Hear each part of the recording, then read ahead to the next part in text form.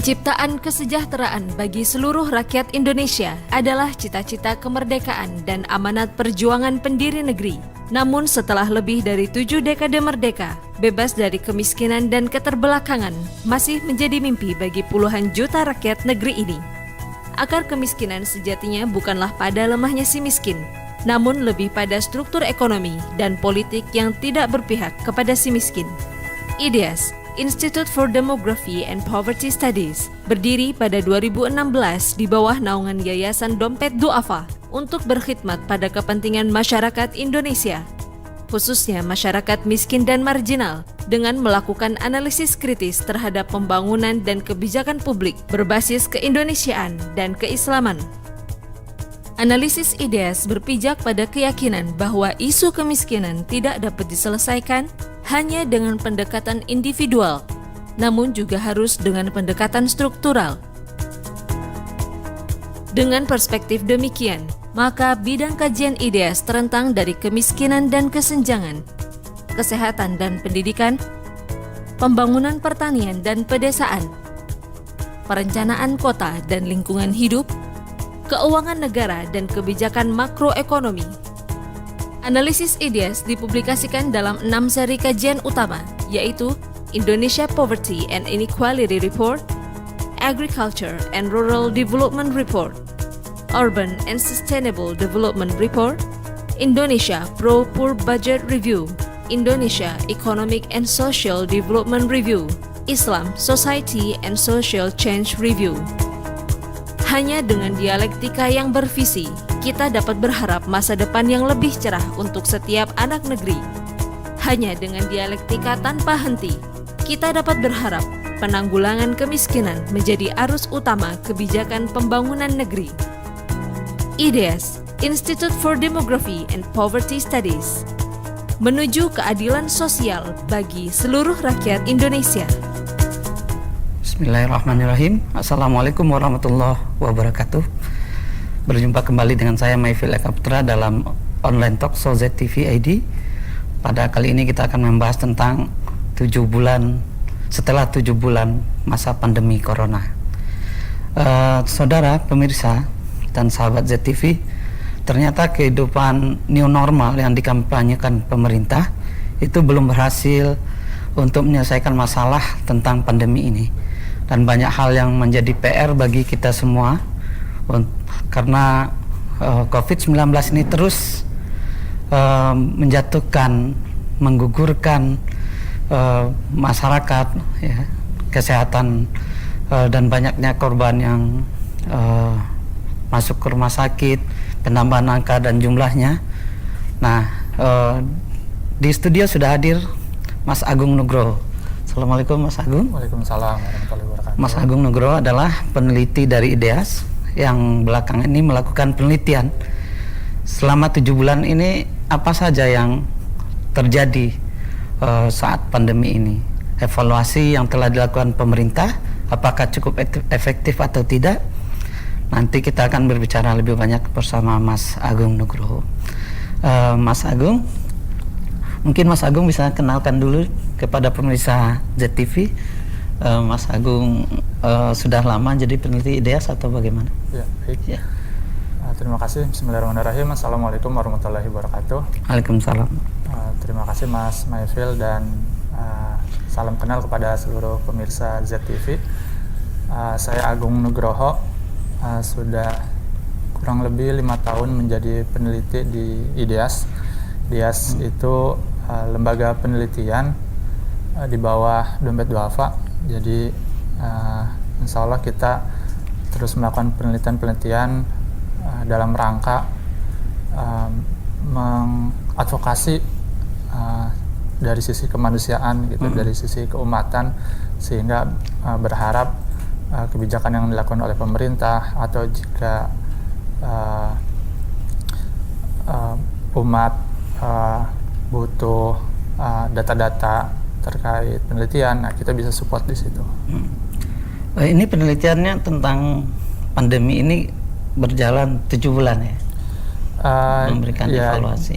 IDEAS sendiri secara lembaga itu tidak berfokus kepada sisi kesehatan saja gitu. Jadi kita meliti dari sisi kita juga ke ekonomi makro, ekonomi mikro, dan kali ini memang sedang hangat-hangatnya tentang pandemi ini, dan kita sudah 15 kali melakukan riset terkait pandemi ini, dan yang terakhir ini terkait evaluasi 7 bulannya pandemi ini ada di Indonesia, kurang lebih begitu. 15 kali tentang pandemi itu apa aja yang diteliti? Mulai dari di awal itu ada PSBB yang dilakukan oleh Jakarta maupun nasional gitu. Kemudian kita juga meneliti dari sisi bagaimana intervensi kesehatan yang dilakukan oleh pemerintah, dan juga bagaimana intervensi non farmasinya yang dilakukan oleh pemerintah, kurang lebih kayak gitu. Nah, yang terakhir yang evaluasi 7 bulan ya. Nah, 7 bulan ini kita melihat dari berbagai sisi gitu, bagaimana pola pergerakan data yang terjadi terkait jumlah positif, kemudian apakah juga ini efektif menurunkan nilai positif dari kebijakan-kebijakan yang dilakukan oleh pemerintah, dan bagaimana juga ini bisa berdampak pada sisi ekonominya sih gitu. Itu pakai responden atau bagaimana? Ya, jadi penelitian ini menggunakan data-data yang disajikan oleh pemerintah gitu, dari situs yang disampaikan oleh pemerintah pusat maupun pemerintah daerah. Kita juga mengambil data dari data di Worldometer di dunia, kemudian juga ada dari Kementerian Kesehatan dan gugus tugas terkait gitu. Nah, dari data-data itu yang baru dievaluasi ya? Iya. Evaluasi. Itu ada pembandingnya atau bagaimana? Ya, memang kita melakukan perbandingan bagaimana dulu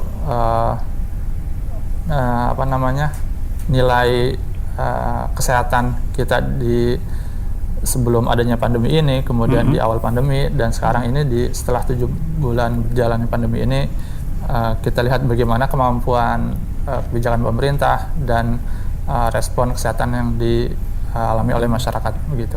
Iya. Jadi memang terakhir ini fokus ke pandemi ya. Pandemi. 15 penelitian dilakukan untuk khusus membahas pandemi. Nah, sebenarnya IDEAS itu berdiri kapan sih, Mas? Terus apa saja yang sebelum pandemi ini yang dilakukan IDEAS apa saja? Kalau IDEAS itu sudah hadir sejak 2016 gitu, dan memang kita mungkin lebih dari 50% itu selama ini lebih banyak dari sisi ekonomi gitu. Jadi kita membahas bagaimana kebijakan pemerintah melalui APBN gitu, seberapa berpihaknya pemerintah kepada masyarakat miskin melalui anggaran yang diberikan. Kemudian kita juga mengevaluasi pernah juga terkait pilkada gitu, atau pilpres gitu. Kita juga melakukan penelitian itu, dan kita juga melakukan penelitian terkait kesehatan ini kayak gitu. Output dari penelitian itu sendiri ini hasilnya berupa apa? Kita terbit di Republika di setiap pekan kedua hari Kamis gitu, dan setiap penelitian kita alhamdulillah sudah dari 2017 sampai sekarang masih terus konsisten di Kamis pekan kedua. Dan kami juga ada terbitkan policy brief, itu bisa diunduh di website kami ideas.or.id. Kemudian juga sebelum masa pandemi ini kita ada ruang bagi media untuk kita melakukan konferensi pers itu dengan nama forumnya Ideas Talk kayak gitu. Dan kita juga menyampaikan rilis gitu kepada rekan-rekan media, dan sudah banyak juga diliput oleh teman-teman media nasional di Indonesia. Jadi Ideas Talk itu membicarakan hasil penelitian berarti ya? Iya. Nah, output yang diharapkan sebenarnya apa, Mas, dari penelitian ini? Outputnya sebenarnya yang pertama itu memberikan counter kebijakan gitu. Jadi setiap kebijakan itu kan ada sisi positif, ada sisi negatifnya, ada yang juga harus kita evaluasi gitu. Apakah memang benar-benar berhasil atau tidak gitu. Dan ketika kebijakan itu tidak pro kepada rakyat miskin terutama gitu. Nah, disitulah IDS mencoba untuk memberikan data yang objektif sehingga bisa menjadi, harapannya bisa menjadi alternatif, bahkan bisa mengubah kebijakan yang lebih pro kepada rakyat miskin gitu. Tadi disebutkan juga ada penelitian berupa apa tentang pilkada, pilpres gitu ya. Apa output penelitiannya itu? Kalau terkait itu sih kita hanya sekedar melihat bagaimana pilkada tersebut atau pilpres berdampak kepada masyarakat gitu ya, terutama kalau misalkan kita lihat dari sisi anggaran yang dikeluarkan kayak gitu, terus dan ekses atau dampak lain dari pilkada yang menimbulkan bentrokan di antar sosial seperti itu, dan kita memberikan masukan agar pilkada atau pilpres dibuat lebih soft dan lebih aman bagi masyarakat Indonesia. Jadi nampaknya penelitian-penelitian IDS ini lebih mengarah kepada dampak anggaran, kemudian dampak langsung kepada publik gitu ya, masyarakat, terutama orang-orang miskin gitu ya.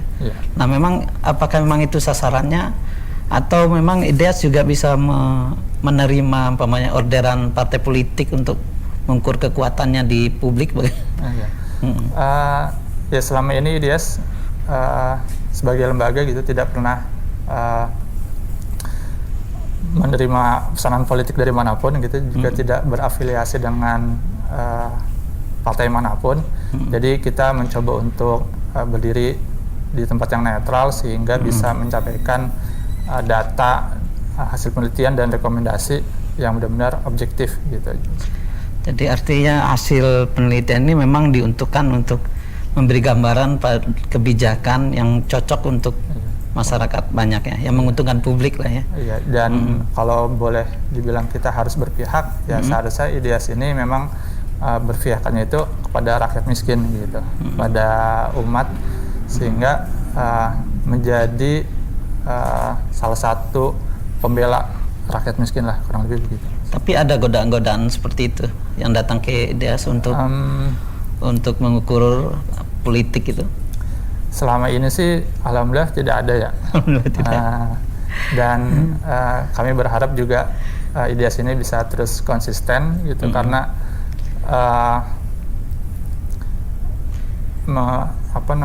ya memang ketika pun kami melakukan penelitian turun lapang itu kepentingan politik itu pasti ada di dalam perjalanannya gitu, dan tidak bisa kita pungkiri, dan ya IDS mencoba untuk tetap netral gitu. Ya,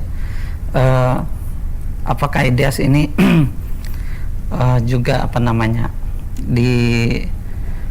di segi penelitian-penelitiannya itu membawakan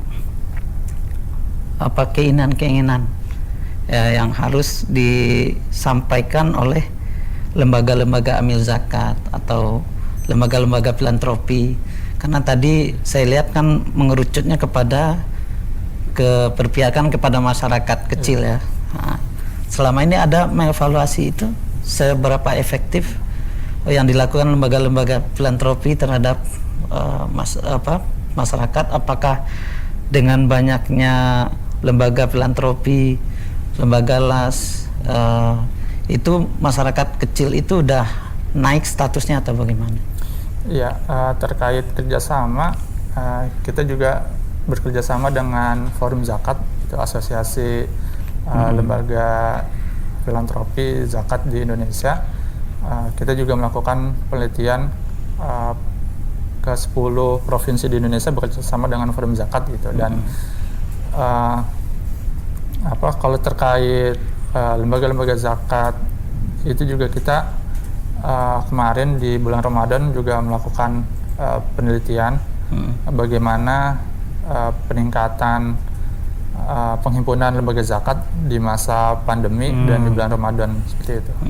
Ya, artinya luar biasa ya, banyak penelitian dilakukan oleh IDEAS yang semuanya tentang kebijakan, tentang keberpihakan kepada masyarakat, termasuk tentang efektivitas dari zakat itu sendiri ya terhadap masa pandemi ini. Nah, kita kembali ke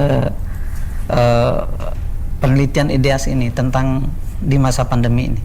Dari 7 bulan ini, dari 15 penelitian itu yang menjadi fokus utama dari IDEAS tentang pandemi ini apa yang perlu diketahui oleh masyarakat banyak?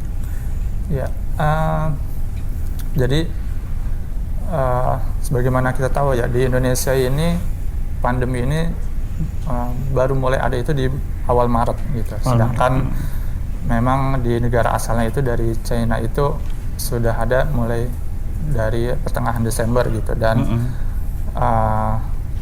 beberapa catatan kecil dari kami itu yang kami sayangkan gitu, dari pemerintah di bulan Januari kemudian di bulan Februari itu masih menganggap remeh hadirnya virus ini gitu, masih mungkin antara percaya atau tidak percaya bahwa virus ini benar-benar akan mengancam masyarakat di Indonesia gitu. Dan itu di awal hadirnya virus ini, dan juga terkait bagaimana respon kebijakan dari pemerintah gitu ketika ditemukan kasus baru di Indonesia. Banyak pejabat publik ini yang memberikan statement-statement yang menurut kami tidak memiliki dasar yang kuat gitu, seperti bisa dilawan dengan doa, kemudian ada kalung khusus, kemudian masker itu hanya untuk bagi yang sakit. Nah, pernyataan-pernyataan seperti ini dari pejabat publik menurut saya sangat disayangkan gitu di awal-awal pandemi ini, sehingga bagi mungkin tenaga kesehatan, tenaga medis yang berhadapan langsung dengan para pasien dan penyakit ini tidak mendukung mereka gitu, pernyataan-pernyataan seperti itu. Dan akhirnya bisa kita lihat bagaimana kemudian sampai di 7 bulan berlangsungnya pandemi ini banyak juga kebijakan-kebijakan pemerintah yang tidak sinkron antara pemerintah pusat dan daerah, dan kemudian juga tidak konsisten kapan harus mulai meningkatkan ekonomi, melonggarkan protokol kesehatan, dan sebagainya. Sangat menarik sekali. Mungkin kita lebih dalami di segmen berikut. Ya. Untuk sementara kita break dulu, kita ikuti pesan-pesan berikut ini.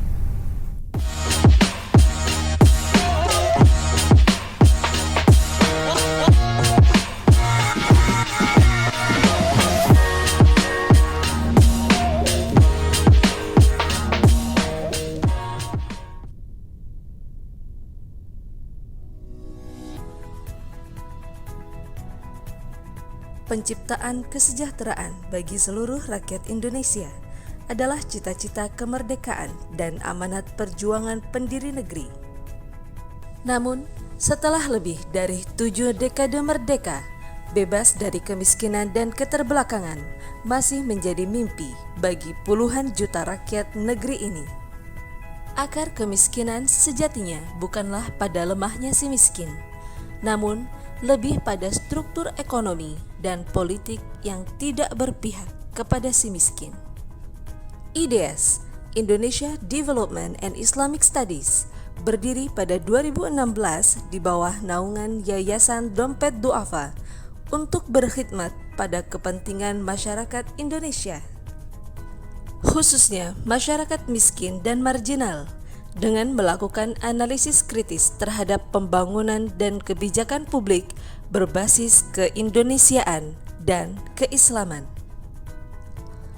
Analisis IDEAS berpijak pada keyakinan bahwa isu kemiskinan tidak dapat diselesaikan hanya dengan pendekatan individual, namun juga harus dengan pendekatan struktural. Dengan perspektif demikian, maka bidang kajian IDEAS terentang dari kemiskinan dan kesenjangan, kesehatan dan pendidikan, pembangunan pertanian dan pedesaan, perencanaan kota dan lingkungan hidup, hingga keuangan negara dan kebijakan makroekonomi. Analisis IDEAS dipublikasikan dalam 6 seri kajian utama, yaitu Indonesia Poverty and Inequality Report, Agriculture and Rural Development Report, Urban and Sustainable Development Report, Indonesia Pro-Poor Budget Review, Indonesia Economic and Social Development Review, dan Islam Society and Social Change Review. Hanya dengan dialektika yang bervisi, kita dapat berharap masa depan yang lebih cerah untuk setiap anak negeri. Hanya dengan dialektika tanpa henti, kita dapat berharap penanggulangan kemiskinan menjadi arus utama kebijakan pembangunan negeri. Semoga, jika sekiranya penduduk negeri-negeri beriman dan bertakwa, pastilah kami akan limpahkan kepada mereka keberkahan dari langit dan bumi. Al-Quran Surat ke-7 ayat 96.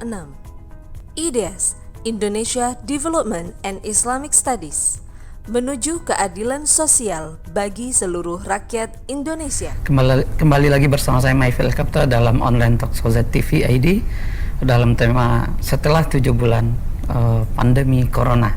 Masih bersama narasumber kita, peneliti IDEAS, Mas Agung Nugroho. Tadi kita sudah banyak berbincang, Mas Agung sudah sempat singgung bahwa di bulan-bulan pertama ketika kejadian di Wuhan bahwa virus Corona atau COVID-19 ini berjangkit, itu Indonesia belum siap. Pemerintahnya malah pejabat-pejabat publik masih bercanda ya, bercanda. Nah, bagaimana hasil penelitian IDEAS yang melakukan evaluasi untuk 7 bulan masa pandemi ini, Mas Agung?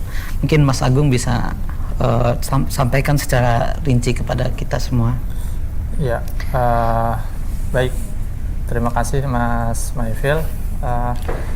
Terkait perjalanan 7 bulan pandemi ini ada di Indonesia gitu. Pertama, angka positive rate bisa kita lihat ini di slide ketiga. Bagaimana pandemi ini masih jauh gitu dari harapan untuk bisa berlalu dari Indonesia ini.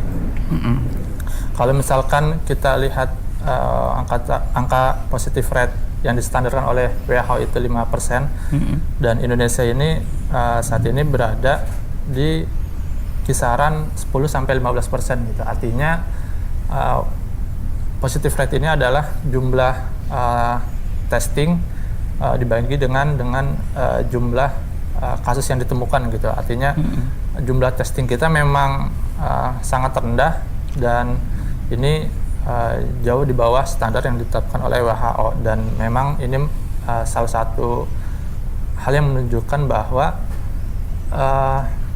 kemampuan kapasitas kesehatan di Indonesia ini masih cukup lemah gitu. Jadi yang dimaksud testing itu kan yang rapid test, swab test itu ya. Artinya untuk mengetahui seseorang itu terkena tertular corona atau tidak. Iya, jadi memang standarnya dari satu orang yang terkena positif corona ini itu harusnya bisa sampai 30 sampai 40 orang di lingkarannya yang harusnya di swab gitu untuk bisa melakukan tracing seperti itu. Dan di Indonesia ini hanya sekitar 2-5 orang di sekitarnya kayak gitu. Dan harusnya 30 gitu. Sehingga ini untuk cepat menekan penyebaran virus tersebut gitu. Apalagi yang menjadi catatan penting bagi IDEAS? Kemudian juga bisa kita lihat itu kasus kematian harian itu di Indonesia ini masih berada di kisaran 100 sampai 200 orang per hari, dan ini juga menunjukkan bahwa penanganan kesehatan orang yang terkena COVID di Indonesia ini sangat lemah gitu ya. Berbeda dengan negara-negara maju yang memang bawaan dari fisik setiap warga negara juga lebih sehat, lebih kuat imunnya gitu, dan Indonesia mungkin dari sini kita bisa lihat bahwa imun atau kemampuan masyarakat Indonesia dalam melawan virus itu dalam tubuhnya itu masih cukup lemah gitu, dan kemampuan pemerintah dalam hal ini intervensi kesehatan yang dilakukan oleh tenaga medis juga masih belum mumpuni gitu untuk bisa langsung menyembuhkan para pasien COVID ini, begitu Mas. Nah, kemampuan pemerintah tadi itu kalau didetailkan seperti apa, Mas? Kalau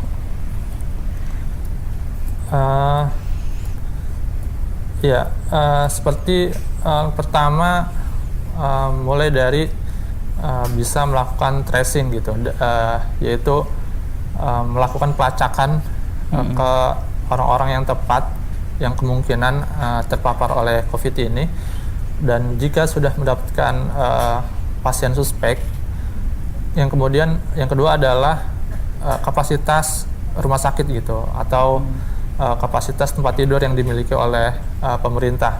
Dan memang kita tahu saat ini pemerintah terutama yang di DKI itu menggunakan wisma atlet, kemudian juga menggunakan hotel itu dalam rangka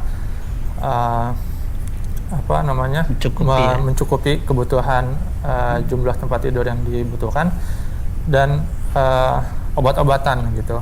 Artinya suplai makanan, suplai gizi dan vitamin yang dibutuhkan oleh para pasien ini harusnya bisa sesuai dengan standar kesehatan. Seperti itu. Kemudian dengan banyaknya meninggal tim medis umpamanya, apakah itu menjadi catatan juga bagi IDEAS? Ya, meninggalnya tenaga kesehatan atau tim medis ini sebenarnya pukulan telak gitu bagi bagi Indonesia gitu, karena seharusnya para tenaga medis ini adalah orang atau pihak pertama yang paling taat protokol kesehatan gitu. Kalau misalkan ada statement yang mengatakan bahwa tenaga medis ini tidak taat protokol kesehatan, justru sebenarnya kalau kita bisa mengevaluasi gitu antara masyarakat umum, masyarakat sipil dan tenaga medis, pasti mereka lah tenaga medis lah yang paling ketat gitu melakukan protokol kesehatan. Dan banyaknya tenaga medis yang gugur ini juga sebenarnya seperti yang kita tahu di awal-awal ya, rendahnya suplai APD yang mereka miliki. Nah, itu juga menjadi salah satu penyebab gitu mudahnya mereka untuk terpapar, karena mereka ini adalah orang-orang yang berada di garis depan dalam penanganan COVID ini, dan support dari pemerintah juga nampaknya perlu diperbaiki lagi gitu agar bisa melindungi tenaga-tenaga medis kita di lapangan. Termasuk di dalam pemberitaan itu ada kelelahan ya, kecapaian karena begitu meludaknya pasien COVID ini. Iya, kelelahan jelas karena memang tenaga medis kita ini jumlahnya sangat terbatas, bahkan tenaga medis yang dokter-dokter yang tidak berkaitan langsung dengan penyakit dalam, dengan penanganan coronavirus ini harus mulai bisa bergeser untuk membackup gitu tenaga-tenaga medis yang berhadapan langsung dengan para pasien COVID ini gitu. Dan terus jika tenaga dokter umum ini tidak bisa, maka bisa jadi kepada dokter-dokter magang atau mahasiswa-mahasiswa kedokteran gitu. Dan kita tidak berharap akan sampai seperti itu gitu. Kita berharap tenaga medis yang sekarang ini bisa mampu dan tidak sampai kelelahan sehingga menyebabkan bergugurnya dokter-dokter di Indonesia. Iya, Di samping itu, di sisi kesehatan, kebijakan pemerintah juga, apakah ini menjadi catatan penting juga bagi IDEAS? Kita tidak lockdown total, ya kan? Di awal disebutkan PSBB berskala besar, ya Pak, pembatasan sosial berskala besar. Nah itu tahapan-tahapan, dan itu bahkan di DKI berulang-ulang kan ya. PSBB transisi, kemudian PSBB lagi, transisi lagi. Nah, efektif nggak itu dari kajian IDEAS seperti apa? Ya, dari kajian kami ini, kami mengambil data di Google Mobility. Nah, ini bisa dilihat di slide ke-6, pembatasan sosial untuk mengendalikan pandemi ini. Kita mengambil contoh di Jakarta. Kita melihat bagaimana, kita mengukur bagaimana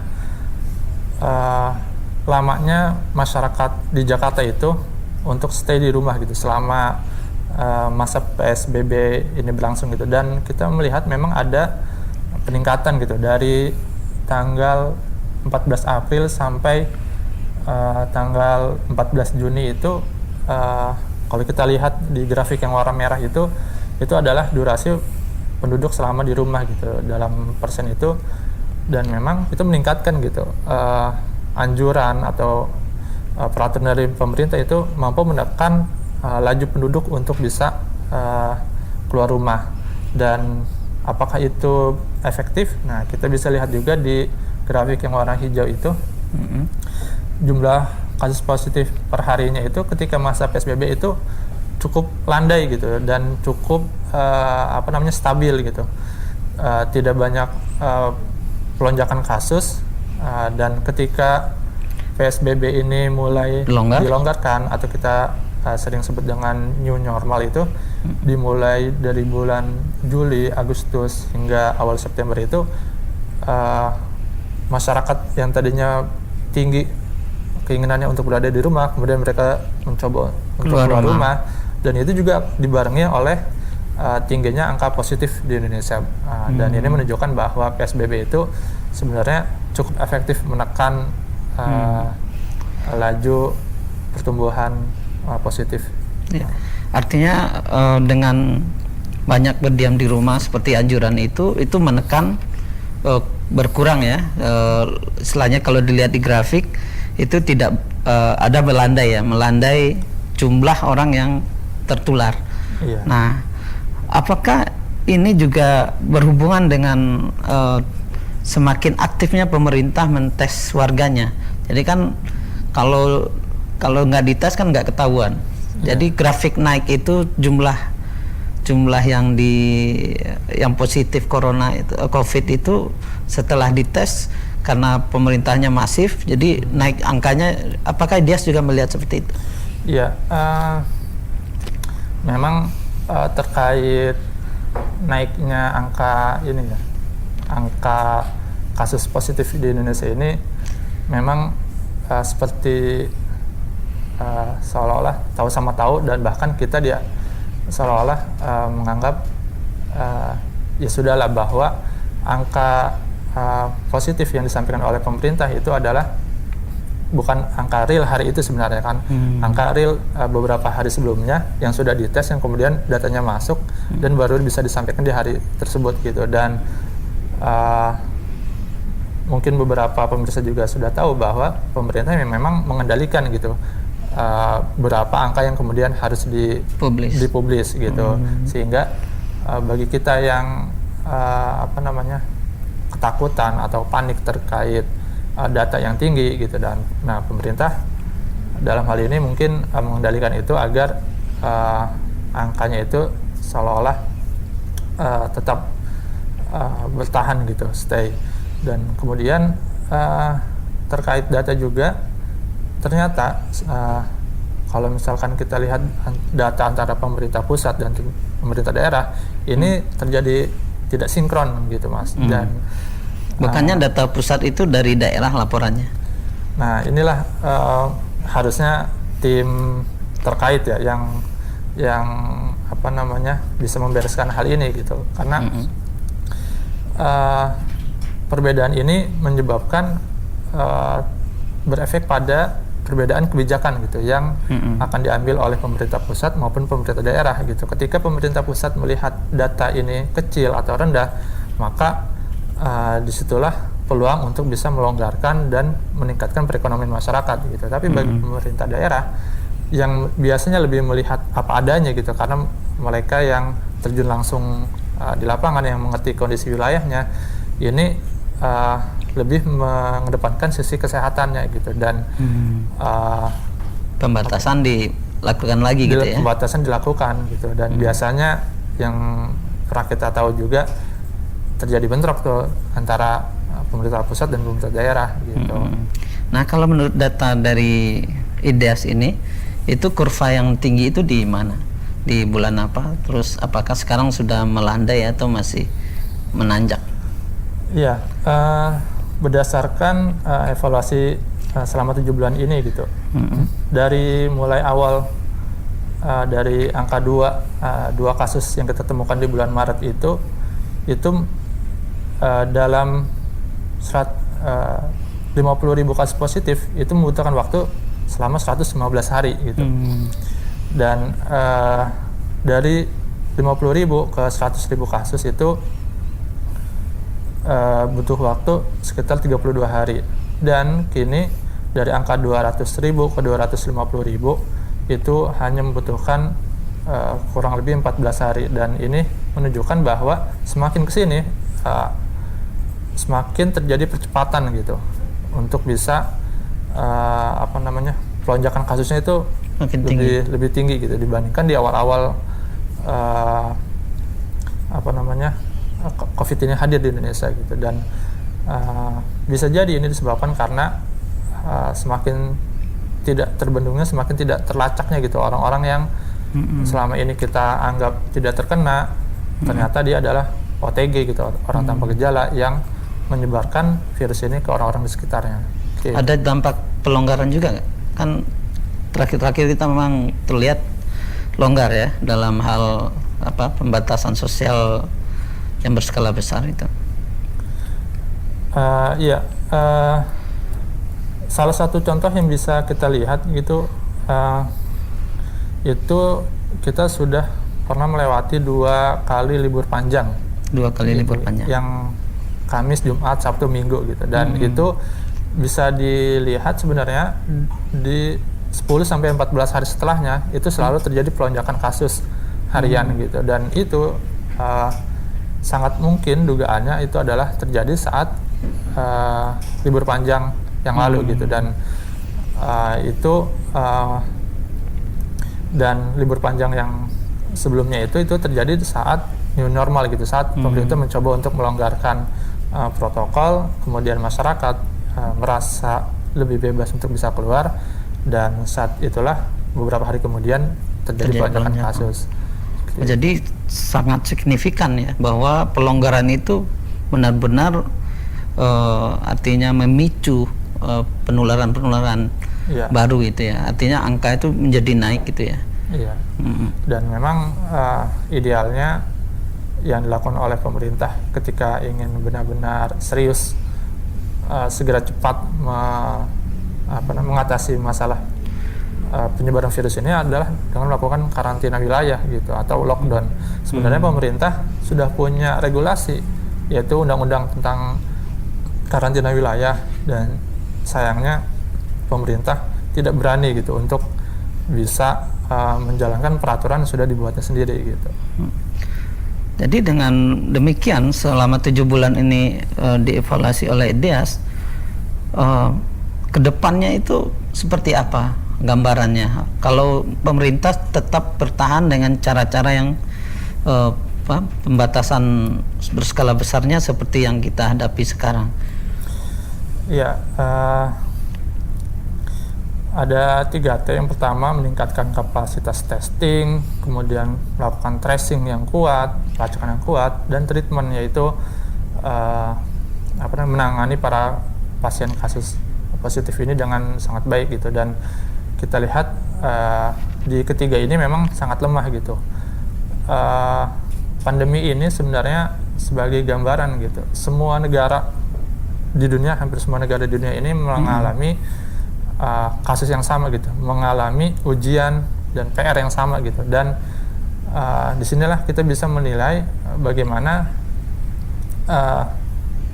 kebijakan yang mana, pemerintah negara mana yang memang benar-benar efektif dan serius gitu untuk bisa menahan penyebaran kasus ini. Dan kalau misalkan kita berkaca ke negara tetangga kita, di situ ada Singapura atau Vietnam yang memang intervensi pemerintahnya kuat untuk bisa melakukan karantina wilayah, dan di situ cukup efektif gitu dalam menekan laju pertumbuhan penyebaran virus ini. Dan pemerintah Indonesia, harapan kami juga bisa sebaiknya bisa terus masif gitu melakukan razia masker, kemudian protokol kesehatan, kemudian melakukan pembatasan kegiatan yang berkerumun yang memberikan potensi untuk penyebaran, kemudian dan melakukan dari sisi kesehatannya juga, intervensi kesehatannya juga harus tetap tidak dilupakan begitu. Ya.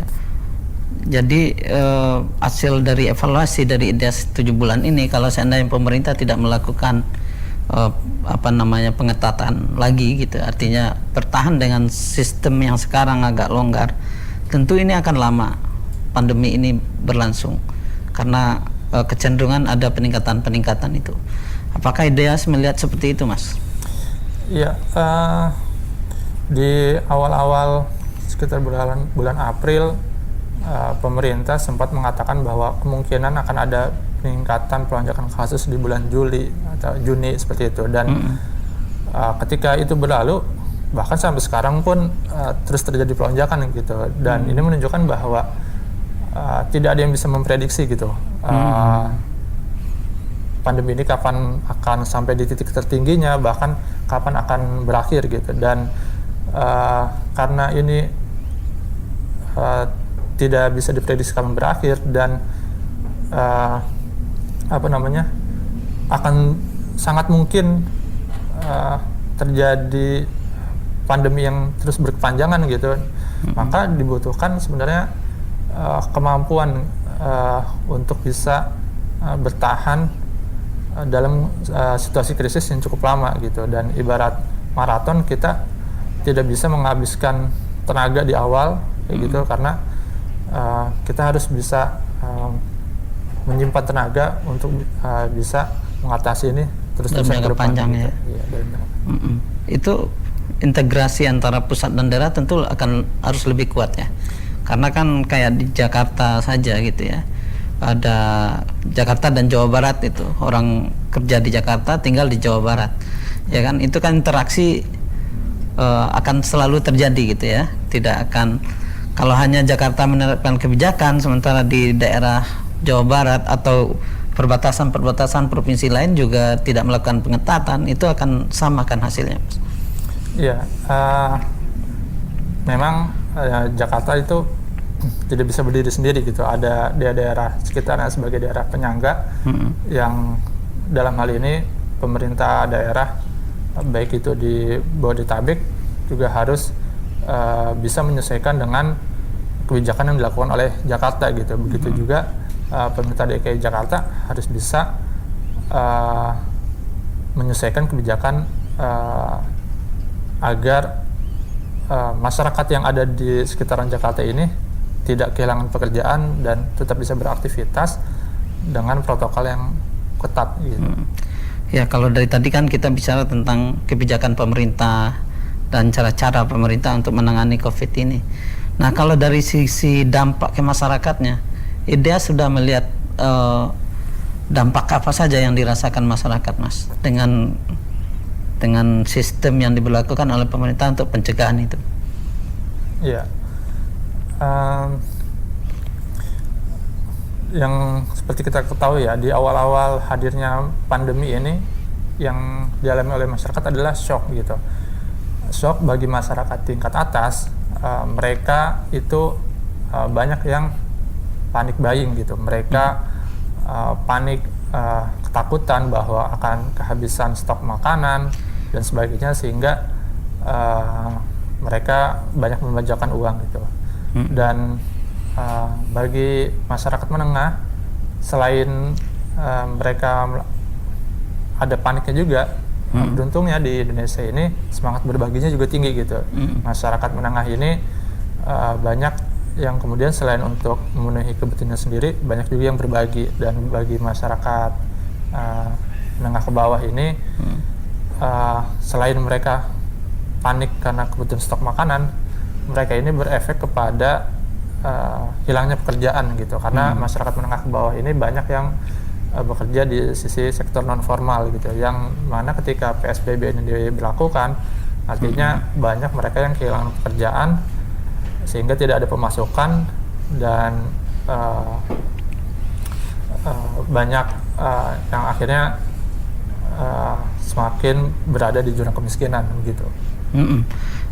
Tentunya kalau pemerintah melakukan pengetatan, apakah tentu berdampak pada masyarakat tadi, seperti kehilangan pekerjaan, mereka tidak banyak bisa bergerak keluar rumah untuk mencari nafkah karena bukan pegawai negeri ya, bukan pegawai swasta umpamanya, yang buruh harian, yang hari ini dapat, hari ini dimakan, atau hanya untuk satu hari, atau itu kan terdampak sekali, Mas. Jadi kalau bagaimana sinkronisasi atau kebijakan pemerintah dengan kondisi masyarakat kita itu menurut evaluasi IDEAS bagaimana? Ya, memang Jokowi sebagai presiden pernah mengatakan gitu ya, ada 2 rem gitu. Artinya ketika kesehatan ini membaik, remnya dikendorkan, kemudian digas yang ekonomi gitu. Dan ketika kesehatannya memburuk, melakukan kesehatannya direm, kemudian ekonominya direm agar kesehatannya bisa membaik kayak gitu. Dan kebijakan rem antara ekonomi dan kesehatan ini memang harus dilakukan dengan sangat tepat gitu. Dan karena masalah utama saat ini adalah kesehatan gitu dan berdampak pada ekonomi, IDEAS sebenarnya merekomendasikan agar pemerintah lebih fokus kepada untuk segera menyelesaikan masalah kesehatannya gitu, dibanding yang sekarang ketika melakukan pelonggaran dengan harapan ekonomi semakin membaik, justru diikuti juga oleh peningkatan kasus yang semakin meningkat. Tentu dengan mengutamakan kesehatan, tentu harus ada cara bagi pemerintah untuk membantu masyarakat yang terdampak. Nah, kalau kan ada selama ini dikenal dengan bantuan presiden, kemudian juga kalau di Jakarta itu setiap bulan kalau ditetapkan PSBB transisi atau apa, pemerintahnya memberikan bantuan kepada warganya. Nah, menurut IDEAS, apakah bantuan-bantuan langsung seperti itu udah efektif atau belum membantu masyarakat kecil ini? Ya, pada dasarnya bantuan tersebut bagi masyarakat bawah gitu cukup membantu gitu dalam memenuhi kebutuhan pangan mereka ya, terutama seperti itu. Dan kalau misalkan kami lihat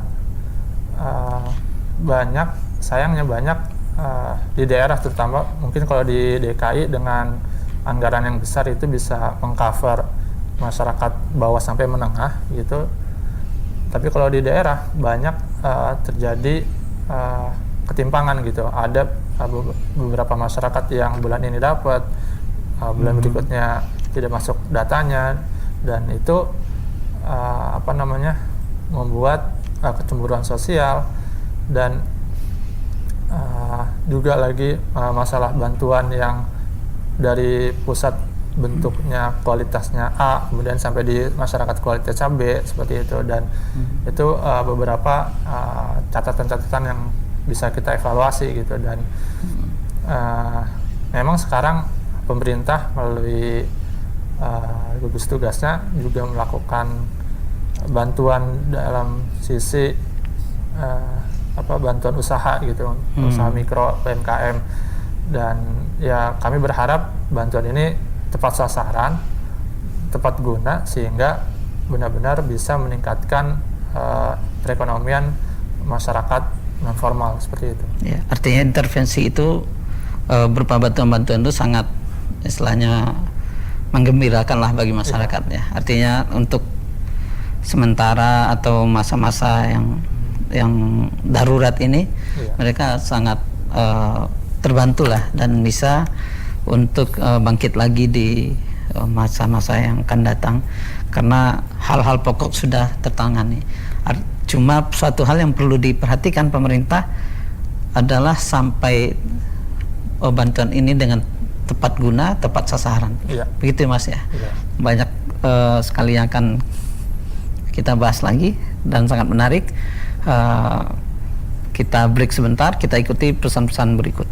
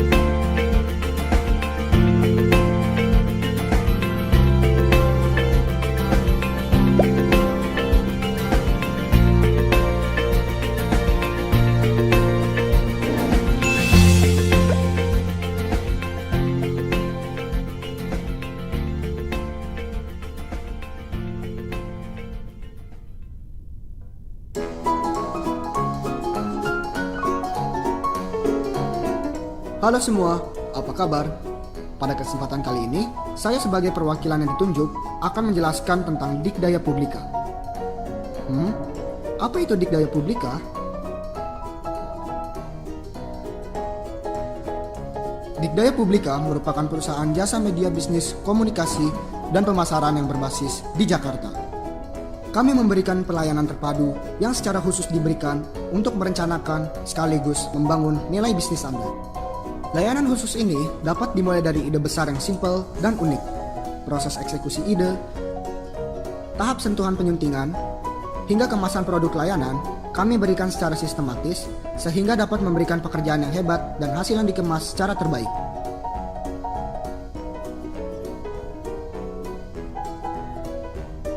Kami menawarkan berbagai layanan media komunikasi dan pemasaran seperti harapan dan target Anda.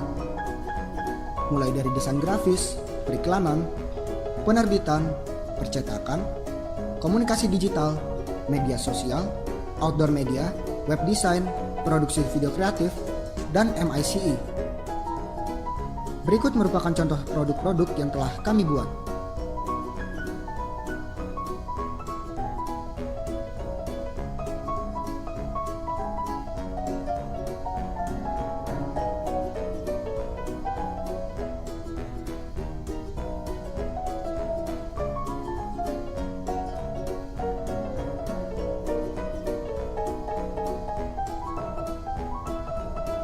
Bagaimana?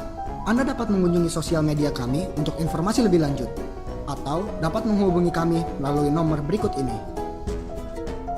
Sampai jumpa lagi, kami tunggu kerjasama dari Anda. Salam dari Dikdaya Publika.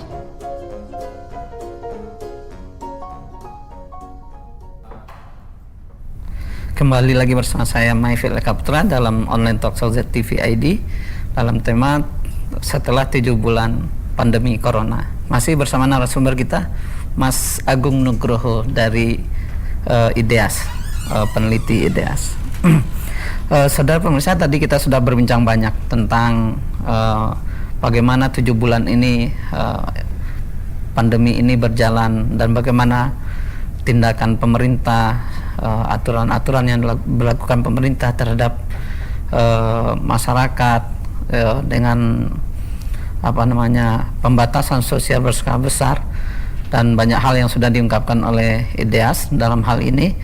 Artinya keberpihakan kepada masyarakat ya, bahwa pembatasan itu sangat perlu, karena ketika dilonggarkan pembatasannya ternyata grafik dari penularan itu naik. Nah, kemudian kalau diketatkan sementara kondisi masyarakat, ekonomi masyarakat sangat memerlukan bantuan. Artinya dengan adanya pembatasan, pemerintah juga harus memberikan bantuan-bantuan langsung yang bermanfaat bagi masyarakat, sehingga hak-hak dasar dari kebutuhan dari masyarakat itu, dari warga negara Indonesia, bisa terpenuhi.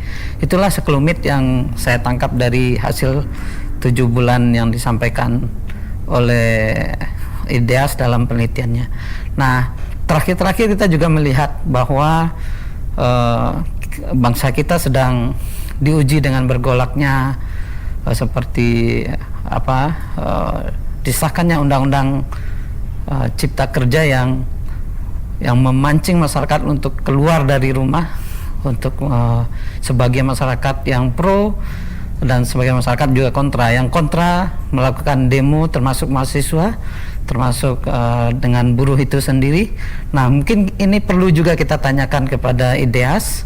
Kalau menurut IDEAS, Mas Agung sudah mengamati ya tentunya ya, bagaimana situasi terakhir bahwa semakin marak demo di masyarakat kita karena undang-undang omnibus law ini secara prosesnya itu agak mengganggu bagi masyarakat, dan banyak kekhawatiran kalau undang-undang ini diberlakukan. Nah, bagaimana IDEAS mengamati hal ini? Tentu sebagai lembaga penelitian yang kebijakan publik tentunya ya, apalagi di masa pandemi ini, dan ini juga termasuk tentunya bagi IDEAS sebagai evaluasi. Ada catatan penting dari IDEAS tentang ini? Ya, terkait momen demo yang sudah berlangsung di Indonesia itu, yang kemarin terjadi di beberapa wilayah di Indonesia, ini sebenarnya ada 2 pandangan gitu. Yang pertama, dari satu sisi sebenarnya kita bisa sebenarnya saat ini kita belum bisa melihat angkanya gitu, karena belum 14 hari gitu, karena setelah 14 hari kita bisa lihat apakah ada peningkatan atau tidak gitu. Yang menariknya adalah ketika tidak terjadi peningkatan, ini membuktikan bahwa demo itu atau kerumunan massa itu bisa jadi pertama aman, dan yang kedua tidak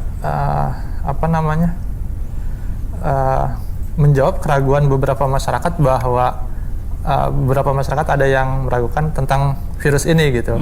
Ada yang menganggap bahwa peningkatan virus ini itu adalah permainan tenaga kesehatan, yang ketika orang sakitnya A kemudian dipaksa untuk mengakui bahwa dia positif seperti itu, dan ketika di 14 hari kemudian ini tidak melonjak kasus positif di Indonesia, bisa jadi demo itu aman gitu. Yang kedua, ketika angka positif ini naik, nah ini harusnya menjadi penyadaran di masyarakat gitu, untuk bisa lebih berhati-hati, baik itu berkerumun dalam hal demo atau di pasar atau di tempat-tempat lainnya, bahwa berkerumun itu memang menyebabkan peningkatan angka kasus positif di Indonesia. Oke. Nah, selain demo nih, kita juga akan menghadapi masa-masa pilkada serentak yang pemerintah juga sudah menyatakan bahwa walaupun pandemi, pilkada ini harus tetap jalan. Nah, apakah IDEAS juga punya pandangan terhadap pilkada ini? Apakah pilkada ini juga akan berdampak pada penularan atau peningkatan kasus-kasus di positif COVID-nya? Ya, pertama terkait pilkada, memang ini hal yang disayangkan gitu ketika sekolah diliburkan, kemudian beberapa pusat perbelanjaan ditutup, kemudian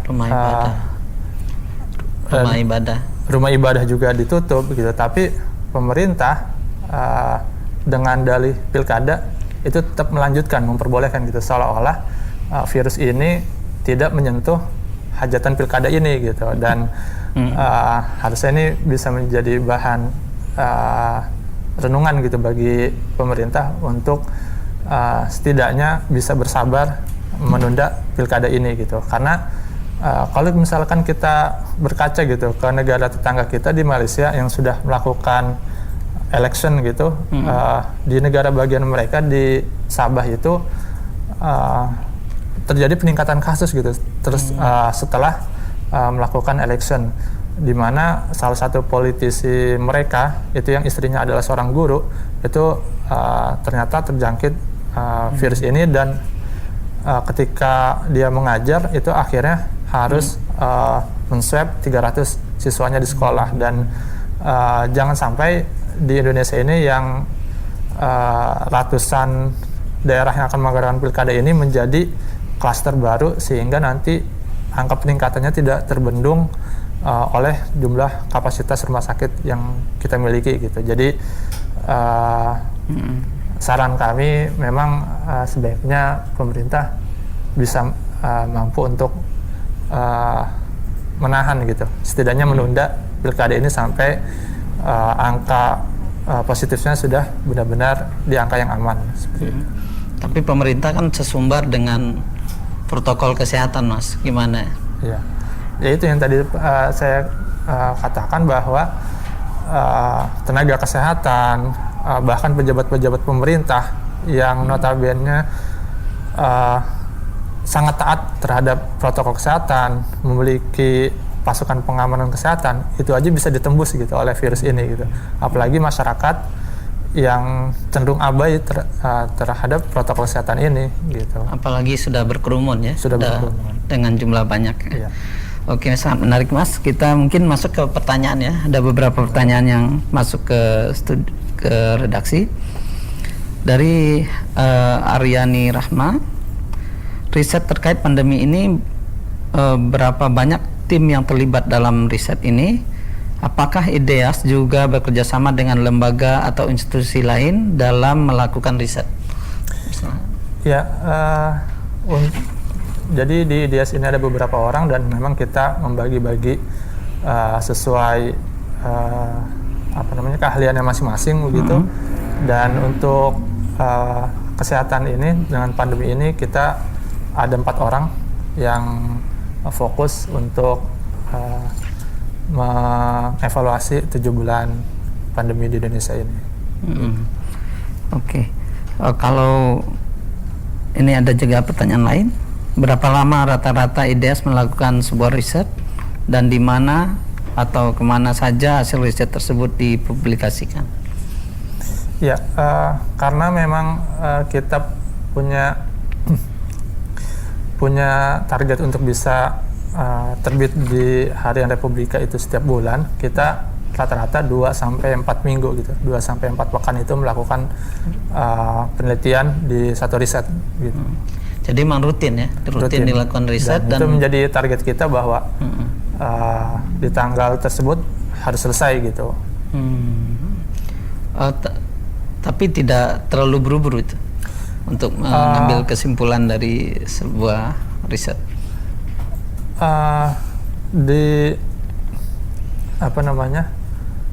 Kita kan ada beberapa tim gitu ya, dan tim yang melakukan riset ini memang sudah melakukan brainstorming itu dari 2 bulan sebelumnya sebenarnya kayak gitu, dan kita mulai intens itu di sebulan terakhir menjelang deadline, biasanya seperti itu. Dan kita juga pastikan bahwa data yang kita dapatkan ini benar-benar valid dan solusi yang kita berikan juga tepat begitu. Oke.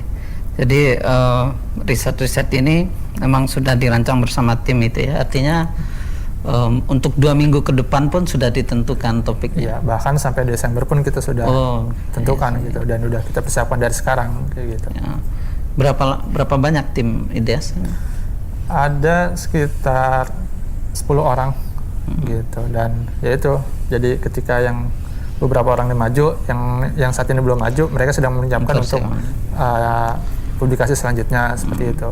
Itu kerjasama dengan lembaga lain, lembaga riset lain? Saat ini sih kami belum bekerja sama dengan lembaga riset lain. Paling dengan di penelitian-penelitian yang lain gitu ada. Tapi untuk terkait pandemi ini ya kita hanya mengandalkan data-data yang disampaikan oleh pemerintah. Oh, jadi data-data yang sudah terpublikasi, yang sudah valid gitu ya, yang jadi data resmi, itu dievaluasi oleh IDEAS. Iya. Terkait kemiskinan, Mas, apa yang menjadi catatan IDEAS? Iya. Kemiskinan ini ketika pandemi ini tidak ada gitu ya.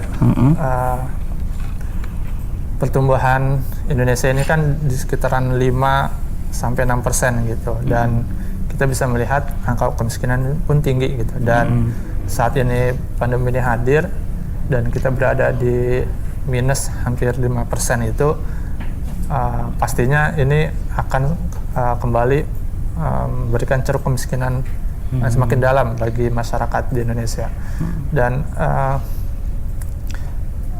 di Indonesia juga kita juga patut bersyukur gitu bahwa kita memiliki budaya untuk bergotong royong. Beberapa masyarakat masih peduli membantu masyarakat miskin, juga dengan hadirnya lembaga zakat seperti Dompet Duafa dan lembaga-lembaga filantropi lainnya di Indonesia. Ini evaluasi yang kami lakukan ini cukup membantu gitu dalam setidaknya mengurangi kemiskinan mereka gitu, dan intervensi dalam hal pemenuhan kebutuhan pokok ataupun dalam hal peningkatan kesejahteraan ekonomi itu sangat baik dilakukan oleh masyarakat selain pemerintah gitu, masyarakat sipil. Dan sebenarnya ketika peran dari masyarakat ini semakin besar, ini menunjukkan bahwa peran pemerintah itu semakin kecil gitu, dan ketika peran pemerintah semakin besar, peran masyarakat itu semakin rendah gitu. Jadi kalau berdasarkan amanat undang-undang, masyarakat kecil ini itu kan harusnya dilindungi oleh negara gitu, dan memang amanatnya harusnya negara lah yang harus bisa memberikan keadilan sosial bagi seluruh rakyat di Indonesia gitu. Artinya tadi disampaikan bahwa sebelum pandemi aja masyarakat miskin tuh udah levelnya di 5% lebih gitu ya. Apalagi dengan kondisi pandemi sekarang banyak batasan-batasan, tentu ceruk dari kemiskinan itu akan semakin dalam, semakin besar. Nah, untungnya ada lembaga yang peduli, lembaga filantropi atau masyarakat yang suka berbagi gitu ya. Tapi itu menyisakan catatan lain bahwa masyarakat makin berdaya, artinya porsi masyarakat self defense-nya makin tinggi, peran pemerintahnya semakin kecil gitu ya. Artinya yang diharapkan adalah sesuai amanat undang-undang pemerintah lebih besar perannya untuk memberdayakan masyarakat ini sehingga tidak menambah kesengsaraan dan kemiskinan, dan benar-benar tujuan dari bangsa kita undang-undang mesejahterakan masyarakat Indonesia itu tercapai. Bukan begitu, Mas? Iya, tepat sekali. Oke, sekarang closing statement dari IDEAS, apa yang disampaikan setelah 7 bulan masa pandemi ini? Ya, jadi dari penelitian yang sudah kami lakukan, ada beberapa catatan-catatan gitu. Yang pertama, terjadi data yang tidak sinkron gitu antara pemerintah daerah dan pemerintah pusat, dan ini menunjukkan bahwa rendahnya transparansi publik yang dilakukan oleh pemerintah gitu, dan tidak transparansinya ini sebenarnya berefek banyak hal gitu ke masyarakat yang salah untuk menafsirkan, kemudian pemerintah pun juga salah dalam memberikan kebijakan. Itu satu. Yang kedua, PSBB yang ketat ini sebenarnya sangat efektif dalam rangka menekan laju penyebaran virus ini, dan PSBM atau pembatasan berskala mikro ini justru tidak efektif sebenarnya, karena semakin bias gitu masyarakat, semakin tidak tahu daerah mikro mana yang dilakukan pembatasan, dan semakin rendah kontrol yang dilakukan oleh pemerintah daerah untuk bisa melakukan pembatasan tersebut. Kemudian terakhir, kami berharap pemerintah untuk bisa menahan gitu hadirnya pilkada yang akan segera kita jelang ini, karena sangat mungkin ini akan segera menjadi klaster baru dari penyebaran virus ini, kurang lebih gitu. Oke, terima kasih banyak Mas Agung Nugroho telah hadir di studio ZTV berbagi sama-sama dengan pemirsa. Mudah-mudahan ini bermanfaat bagi kita semua dan menjadi landasan untuk melahirkan kebijakan-kebijakan yang berpihak kepada masyarakat, sehingga masyarakat tidak berada pada posisi yang terancam dari adanya virus COVID-19 ini. Dan saya mohon maaf kalau ada sepanjang perjalanan ini ada yang kurang berkenan. Sekali lagi kepada IDEAS, terima kasih Mas Agung, dan mari kita selalu menjaga kesehatan, jaga jarak, dan selalu pakai masker. Wabillahi taufiq wal hidayah. Assalamualaikum warahmatullahi wabarakatuh. Waalaikumsalam.